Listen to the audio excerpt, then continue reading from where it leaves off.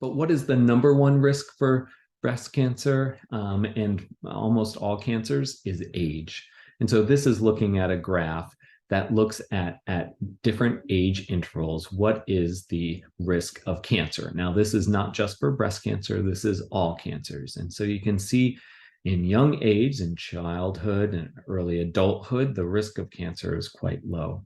But as we reach the 40s and 50s, and then beyond that, the risk of cancer jumps up quite substantially. And so this is why much of our screening is based on what age to start screening, whether it's 40 or 50.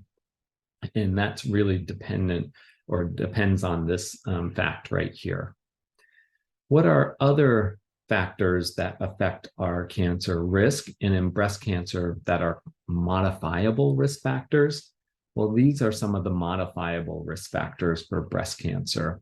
One, and other cancers too.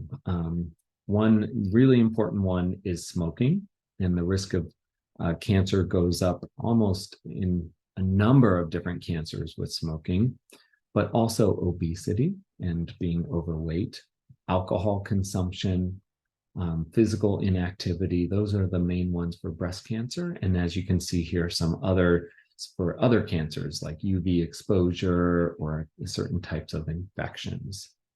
And so these are important for women to think about as ways that they could decrease their risk by changing their lifestyle.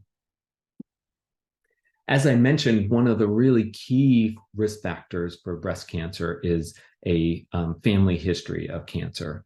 And a family history of breast cancer or ovarian cancer can really increase the risk. About 1 in 250 individuals have a gene mutation that we can identify as a hereditary cancer syndrome. But even without one of those being identified, about 1 in 10 individuals will have an increased risk of cancer based on their family history. And so this is really an important part of the cancer risk assessment. When we look at actually identifying a gene mutation, as I said, very few women will actually be diagnosed with a gene mutation, but when it is identified, it really substantially increases the risk. As you can see here, again, looking at it by age and looking at the risk of breast cancer here, you can see the average risk is this gray line here. And then these are some of the more common gene mutations that can increase breast cancer risk. You may have heard of BRCA1 or BRCA2 as common one, or not necessarily common, but as some of the more well-known ones, which substantially increase the breast cancer risk. And so this can be important in terms of determining an individual's cancer risk. There are very specific guidelines to determine whether or not somebody should have genetic testing based on the family history. I won't go through these in detail, but I want you to just know that the family history of breast, ovarian, pancreatic, and even prostate cancer can determine whether or not somebody should have genetic testing.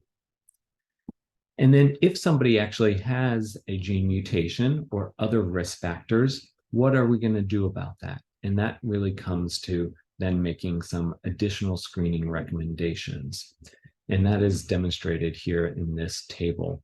If a woman has an increased risk of a lifetime risk of breast cancer greater than 20%, or a BRCA1 or 2 or other gene mutation, we actually can add in breast MRI screening as a way to intensify that screening and increase the likelihood then of catching a breast cancer early.